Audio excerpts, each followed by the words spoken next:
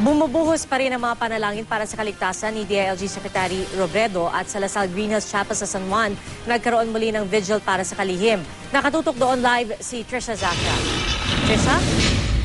Pia, habang nagpapatuloy ang search and rescue para kay Secretary Robredo at sa dalawa pa niyang kasamang piloto, ay patuloy rin ang mga pagdarasal para sa kanilang kaligtasan.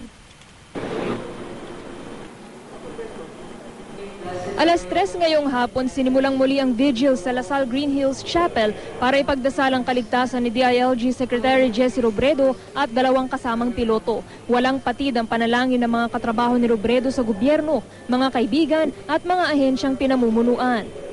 We cannot stop being positive. No? And yun nga, pray for the rescuers. Kahangahangang leader kung ilarawan si Robredo ng mga kawani ng Bureau of Fire Protection.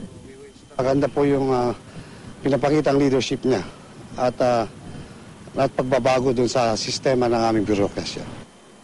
Ayon kay Presidential Spokesperson Edwin Lasierda, buong puwersa ang gobyerno sa paghahanap sa kalihim at mga kasama niya.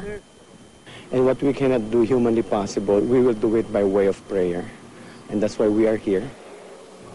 Alas 5 ng hapon, nagsimula ang misa na pinangunahan ni Father Xavier Olin at Father Catalino Arevalo. Kagabi, nagkaroon na rin ng vigil dito. Kabilang sa mga dumalo sina BIR Commissioner Kim Hinares, MMDA Chairman Francis Tolentino, Senator Franklin Drilon, at ang magkapatid na Bolsi at Pinky Aquino. Mga nanggaling sa Masbate, sinasabi ba, basta magdasal lang tayo, maraming mga malilit na isla doon, baka nandun lang siya.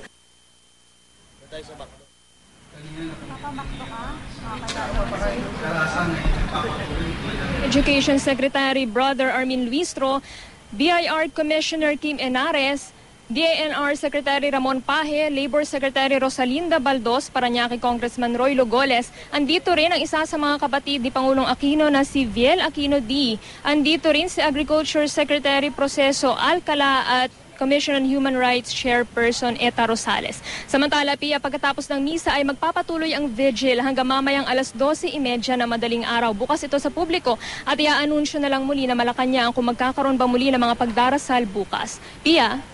Maraming salamat, Trisha Zacra.